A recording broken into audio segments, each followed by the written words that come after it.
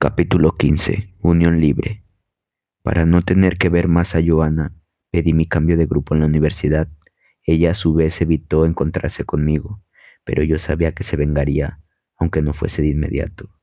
Desde que se iniciaron las clases, mis encuentros con Damar se hicieron más espaciados y sustanciosos, ambos con trabajo y estudio. Estábamos ocupados desde las 7 de la mañana hasta las 9 de la noche. Sin embargo, pasábamos juntos todos los fines de semana. Aquella tarde dominical nos encontrábamos en su casa, solos. Sus padres habían recibido una excelente propuesta de negocios en la ciudad ubicada a 1200 kilómetros de distancia, de modo que toda la familia, a excepción de ella, se encontraba haciendo un largo viaje, supervisando los detalles de su próximo traslado. ¿Y cómo van las cosas con tu mamá?, me preguntó. Bien, contesté echándome a la boca una uva del frutero. Desde la noche en que hablamos, ha habido un cambio radical entre nosotros. Ahora conversamos más seguido, como buenos amigos. ¿Cuántas cosas importantes pasaron esa noche? Sí, bromeé. Las primeras rosas que te compré terminaron marchitas en el bote de la basura, aunque desde entonces me regalas un ramo de rosas cada fin de semana. Te noto muy romántica, Damar. ¿No se suponía que íbamos a estudiar para tu examen de mañana? Hizo un gesto de niña rebelde y abrió el voluminoso libro de matemáticas que estaba sobre la mesa. ¿Quieres una uva?, le pregunté enseñándole la pequeña fruta entre mis dientes.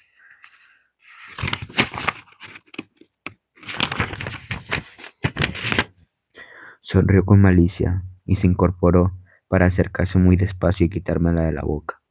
No te vayas, la atrapé. Lo siento, tenemos que estudiar. Se zafó de mi brazo para volver a su asiento frente a la mesa del comedor. Me puse de pie y acerqué la silla a su lado.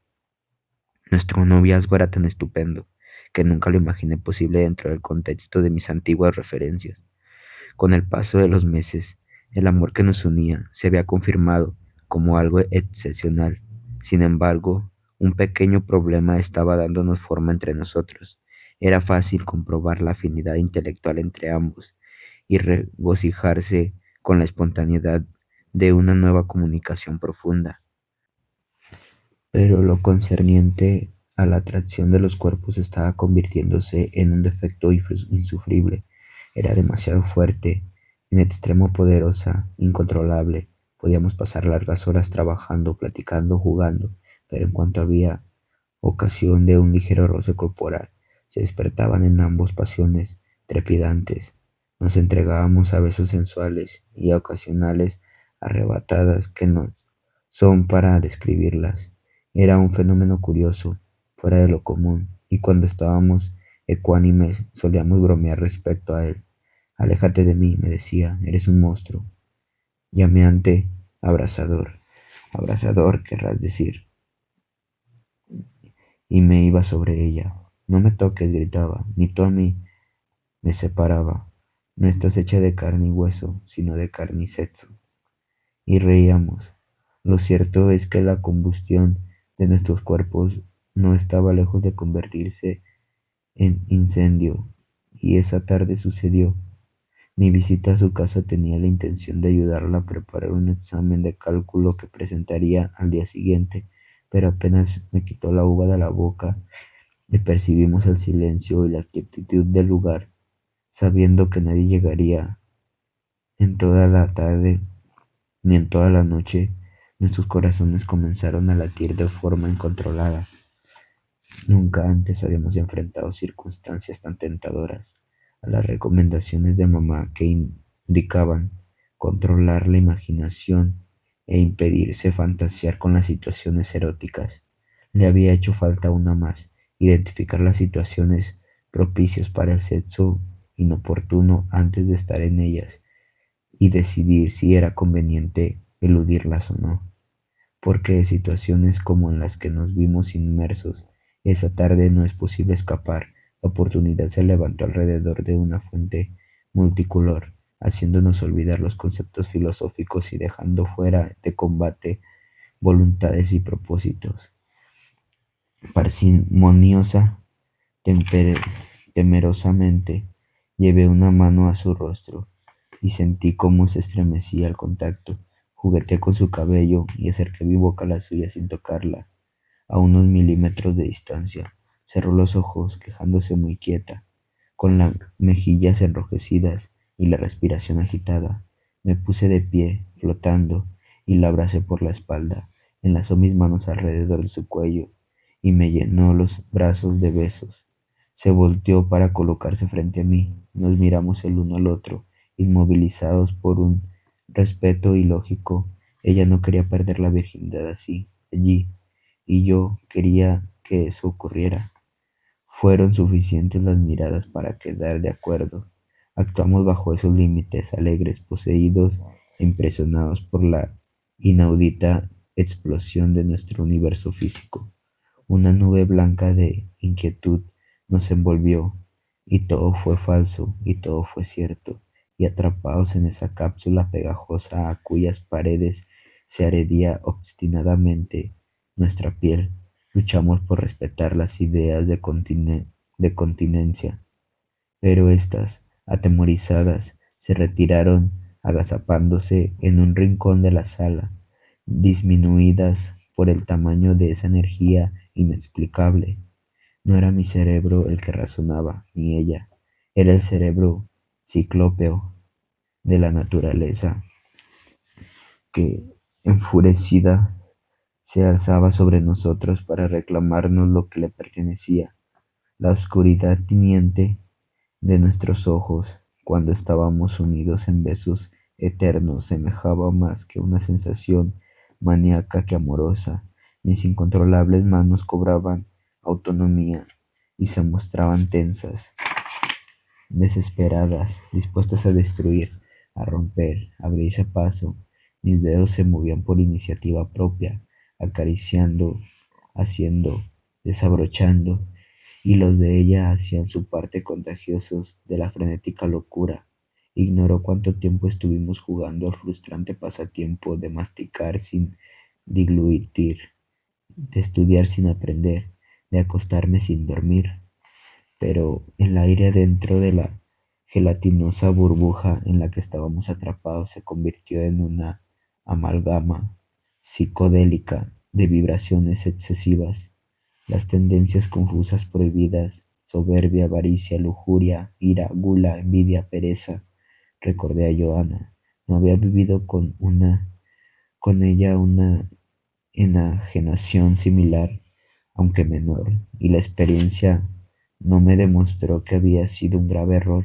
Con Joana tuve relaciones completas, cosa que no sucedería con Damar, pero ese casi tener sexo, ese permitirse todo excepto la culminación natural y entender del acto, estaba resultando más atrayente y enloquecedor que el mismo sexo completo. Qué concepto tan impresionante había tomado en mi entendimiento. Si el coito clandestino hacía perder objetividad, el manoseo intemperante con la poca ropa o sin ella hacía perder más que eso. Maldición, espeté separándome y echándome a caminar en círculos. No quiero cometer errores contigo, Damar. Ahora que te he encontrado no voy a permitirme perderte. Mi novia me observó confundida, andar de un lado al otro como animal enjaulado. ¿Por qué habrías de perderme?, preguntó. Por lo que está pasando entre nosotros. Es increíble. Dentro de poco te irás a residir a otra ciudad. Dejaremos de vernos y todo se vendrá abajo. No pienses en eso ahora, se incorporó para abrazarme. Ya encontraremos la solución. ¿Chatear? ¿Mandarnos email? No, la excitación física se había hecho una sola con la mental. Encuentro a la mujer de mi vida y se tiene que ir.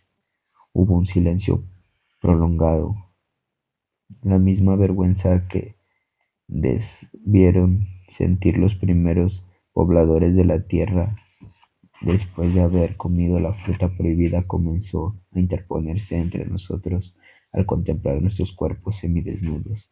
Se acomodó la falda despacio. No te vayas, le supliqué. Tienes un buen empleo, estás a la mitad de tu carrera profesional y en esta ciudad hay alguien que te quiere como no te querrá nadie en la vida. Dejó de preocuparse por su vestimenta para echarse sobre el acolchonado sillón de la sala y contestarme con tristeza. El doctor Martín abandonará la clínica muy pronto y yo me quedaré sin trabajo. En el sitio al que vamos hay universidad filial en la que puedo, sin embargo, sin ningún problema terminar mis estudios. Y si mi novio me quiere como dice, no dejará de amarme aunque estemos lejos. No quiero que te vayas, insistí. Ha empezado a ganar bien y puedo rentar un departamento. Podemos vivir juntos solos. Iremos poco a poco creciendo como pareja. Bajó su vista y la mantuvo posada sobre la alfombra un largo rato. ¿Qué es exactamente lo que me estás proponiendo, Efren? Matrimonio no era. La idea de casarnos me inspiraba un gran temor. Después de tantas advertencias referentes a la enorme cantidad de fracasos por decisiones mal tomadas en la juventud, no quería arriesgarme a unirme para siempre a nadie, ni siquiera a ella. Lo que vale entre nosotros es el amor, le contesté. Esto que estamos viviendo es algo superior, más sublime, más duradero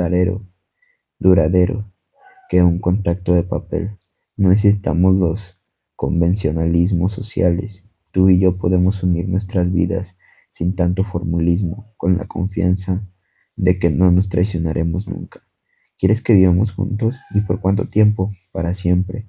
Entonces casémonos. Lo que llamas convencionalismos sociales tiene una razón de ser, pero ¿y si no funciona? Se quedó callada, con la vista perdida. Luego reaccionó y comenzó a abotonarse la blusa. Tomó todo su tiempo en el prodigio arreglo del escote. Si lo que busca es una aventura más de la que puedes huir en cualquier momento, la unión libre estará bien para ti, pero no para mí, porque yo no busco eso. El día que me entregue a alguien será jugándome el todo por el todo. Quemaré los puentes tras de mí para verme obligada a caminar hacia adelante. No voy a eludir la responsabilidad de un hogar jugando a la casita. Me estás malinterpretando, mi amor. Vivir juntos sería un comienzo excelente, insistí. Solo así nos conoceremos a fondo y decidiremos nuestro futuro con bases sólidas. No es lo mismo flotar por los aires haciendo cuanto acabamos de hacer que contemplar la realidad de una convivencia diaria. Qué mejor garantía poder darnos para decidir bien. Si no entendemos, seguiremos nuestro camino sin la terrible etiqueta de divorciados. Pues yo prefiero ser una mujer divorciada, con garantías, protegida por la ley, que una abandonada, tal vez incluso con hijos. Pero ¿cómo puedes decir eso? Sin importar nuestro estado civil, nunca te abandonaría, y menos teniendo hijos. Mis intenciones hacia ti son las mejores de lo que estás imaginando. Te amo para siempre, Damar. ¿Entiendes la magnitud de eso? Pues entonces casémonos. Yo no estoy dispuesta a ser tu concubina. Apostemos a ganar. Si en ese momento me pides que sea tu esposa, aceptaré, aunque ninguno de los dos hayamos terminado nuestras carreras, aunque no estemos preparados económicamente, aunque la decisión nos ponga en serios aprietos inmediatos. Pero aceptaré porque también te amo, Efraín, y porque a diferencia tuya, estoy dispuesta a hacer cualquier cosa por ti. Hubo un silencio tenso, más para hacer tiempo que para cubrir mi parcial desnudez. Me acomodé el pantalón, me subí al cierre, busqué mi camisa en el piso y me la puse. Cuando un matrimonio se va a pique, espete por debajo. Además de complicada, resulta muy dolorosa la separación. Yo crecí en una familia deshecha y me detuve. No quería hablar más a ese respecto, porque era como poner el dedo en la llaga. Te entiendo, Efren. Si viviste cerca de la ruptura matrimonial de tus padres, es natural que defiendas la unión libre, pero ellos no fracasaron por haberse casado. De hecho, si hubiesen elegido solo juntarse, de todas maneras se habían separado. No digo que la unión libre de siempre malos resultados, pero con ella la pareja tiene menos posibilidades de éxito. Sin embargo, la mayoría de las personas que viven en unión libre terminan casándose, rebatí. ¿Quién dijo eso? ¿Lo supones o lo hiciste en estadísticas? Es mentira. No olvides que trabajo en una clínica de integración conyugal y he tenido en mis manos toda información a ese respecto. La realidad es muy diferente a lo que puede parecernos lógico. Es cierto que poco más de la mitad de los matrimonios se pierden. Sin embargo, de cada 100 uniones libres, 80 fracasan. Hay una gran diferencia. ¿Pero por qué? Pregunté inconforme. Porque es un acuerdo que solo conviene al hombre. Consigue todos sus placeres del matrimonio sin asumir ninguna responsabilidad. Cuando está harto del sexo y se enfrenta a los problemas de pareja, prefiere salir por la puerta de atrás, que dejó abierta. Me quedé pensando, José Luis, mi amigo y profesor de la universidad, era un tipo infeliz, pues había vivido en unión libre 3 veces, sin ninguno de esos matrimonios a prueba. Resultará. Tal vez, si se hubiera casado con su primera amante, aún seguiría unido a ella, y también sería infeliz por tal motivo, que era más prudente dejar abierta la puerta de atrás para salir huyendo si nuestra pareja se convertiría en un ennegrado aberrante, o encerrarse para pelear a muerte con ella intentando adaptarse a su fealdad. Mi enredo mental no me permitía opinar. Tú me dijiste una vez que uno de tus profesores vivía en Libre. ¿Cómo le había ido? Bien, mentí. Pues yo he visto de cerca un ejemplo al que le ha ido muy bien, muy mal. La hermana mayor de mi mamá se escapó con su novio y aceptó vivir con él, pero una serie de fenómenos curiosos que no pasan en un matrimonio comenzaron a ocurrir. Su compañero sexual derrochaba el dinero completo de sus quincenas jugando cartas y ella parecía no importarle. Mi tía solía decirle a mamá, si no sabe cuidar su capital, es problema de él, así nunca logrará hacer nada. Y mamá le contestaba, pero también despilfarras comprando ropa exótica que no usas nunca. ¿No piensas ahorrar para adquirir una casa? ¿No planean tener una posición mejor en el futuro? Aunque no estén casados, tú debes hacer ver sus errores y él debe hacérselos ver a ti. Pero eso nunca sucedió porque ellos tenían una sociedad conyugal, tenían una unión libre y en ese tipo de vínculo existe el riesgo latente de que en cualquier momento alguno de los dos, por lo regular el hombre, dé por terminado el asunto. Nadie puede vivir tranquilo con ese peligro acechando. ¿Sabes lo que ocurre a las parejas que se mudan a la misma habitación sin casarse? Se ven precipitadas a mostrar siempre su mejor aspecto y dejar sin resolver pequeños detalles molestos por miedo a desatar una tormenta. Pero la vida está hecha de detalles y cantidad de inconformidades mutuas, no resueltas, tarde o temprano estalla. Mi tía, cuando se quedó sola con su hija sin padre, le confesó llorando a mamá que siempre vivió temerosa de ser abandonada, y lo que al inicio fue una hermosa relación unida por el amor sublime y no por vulgares formulismos sociales como tú lo llamas, terminó siendo un banquete sexual para su novio, que una vez saciado se retiró con las manos limpias. La unión libre es querer placer sin arriesgar nada. Es una relación endeble, es decirle al amor quizás no y quizás no, pero el amor no admite dudas. El amor es o no es. Mi tía se hubiese casado, estoy segura de que se hubiera visto obligada a encerrarse con su marido para discutir sus diferencias y ambos hubiesen tenido que luchar por limar disconformidades, pensando en el futuro a largo plazo, y tal vez hubiesen terminado divorciados de cualquier manera, opiné. Tal vez, pero no sin antes haber hecho todo lo posible por salvar su unión. Hay otros factores que empiezan a los esposos a perseverar por solucionar los problemas de su vida conyugal. Te los voy a enumerar. En primer lugar, se comprometieron públicamente ante todos sus amigos y familiares. No es fácil explicar a medio mundo un fracaso de esta magnitud, de modo que el compromiso social y familiar también juega un papel importante. En segundo lugar, si se casan por la iglesia, se comprometen ante todo el supremo de cualquier ser humano que pueda tener, Dios. Él es su sentido trascendental de existir, su fuerza motivadora de amor, paz, honestidad, verdad, esperanza. Si es fácil darle la cara a la gente para explicar un divorcio, es mucho más difícil darle la cara a Dios. Y en tercer lugar, al casarse por el civil existe un compromiso legal que otorga obligaciones y garantías muy claras. Y aunque ahora las leyes de convivencia tratan de amparar a quienes viven juntos, los procesos son más complejos.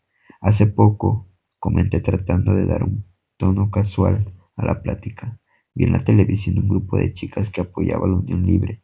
Si es cierto todo eso, porque las feministas promueven algo que les perjudica. No lo sé, en afán de libertinaje, cualquiera se convierte en su propio enemigo. Podrían hablar las ideas moderadas, pero tarde o temprano querrán un hogar donde no sean usadas como un instrumento sexual, donde sean amadas y respetadas, donde puedan tener hijos y criarlos con el apoyo de su esposo real, porque Efren, muchas veces los hijos de una unión libre crecen confundidos. Para una muestra, la hija de mi tía tiene mi edad y es un irresponsable, suspiró. En fin, no me extrañaría que Johanna acabara mal, y todo por causa de... ¿Qué dijiste? Le interrumpí dando un salto. ¿Tu prima Johanna? Al, al- Esto había dicho, me observó asombrada. ¿La conoces? Extraje un pañuelo y me limpié el sudor de la frente. En un mundo tan pequeño, ¿quién hubiera imaginado? Tu prima es estudiante de odontología, novia de un tipo llamado Joaquín, muy alta, atractiva, sensual.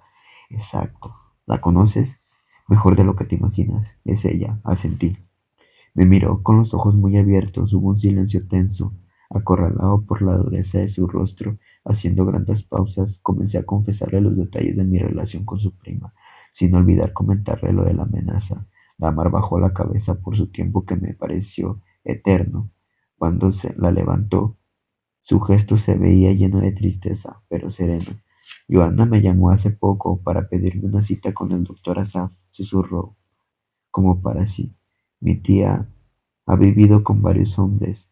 Su último galán, con quien llevaba viviendo más de 2 años, es un militar de mal carácter que le gusta agredir a todo mundo por insignificancias. Sí, se volvió a quedar callada, meditando, y agregó: yo estaba muy preocupada por el asunto pendiente que tenías con alguna chica. Ahora no sé qué pensar.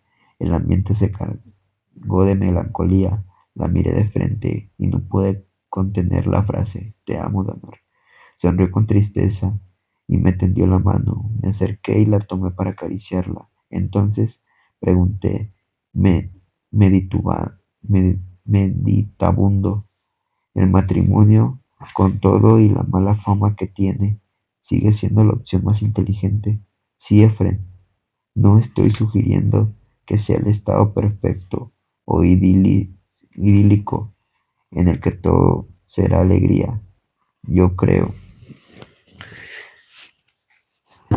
que entre los retos de este mundo no hay ninguno más difícil que un buen matrimonio. Se debe trabajar mucho en él, sacrificarse, renunciar a la infinidad de cosas. Si nosotros nos casamos, tal vez algún día yo llegue a desear ponerle cianuro a tu café, y quizás tú hagas complicados planes para ahorcarme, pero después de luchar vendrá la calma y las lágrimas, y podremos abrazarnos y reírnos de nosotros mismos. El periodo de adaptación será largo, difícil, doloroso. Pasarán años y no terminaremos de aprender a convivir como pareja. Será complejo, pero valdrá la pena.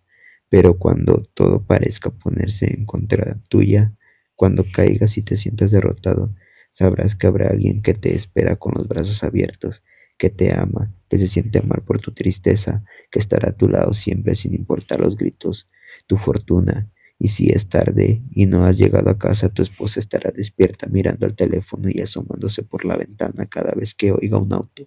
Y a mí, cuando los niños me falten al respeto, cuando el trabajo de la casa me agobie, cuando mis planes se deshagan y todo parezca venirse abajo, mi esposo me apoyará y me tomará la mano y me dará fuerzas como un amigo sincero en cuyo pecho pondré llorar abiertamente, sin vergüenza, sin temor, así como compartiremos el dolor. También estaremos juntos para vivir las alegrías de nuestros logros, la felicidad de las fechas importantes, la belleza de crecer juntos, de ver crecer juntos a nuestros hijos. Y cuando apaguemos la luz después de un día intenso, tendremos a quien abrazar por debajo de las sábanas para quedarnos dormidos al calor de nuestro cuerpo. Damar era toda una mujer. Su madurez me asombraba, su inteligencia me dejaba sin habla. ¿Sabes una cosa?, le dije, podría ser una excelente vendedora. Reímos, me tendió los brazos y me acerqué a ella, conmovido, la abracé con fuerza y mientras lo hacía, cerré los ojos para susurrarle al oído que nunca la dejaría ir de mi lado.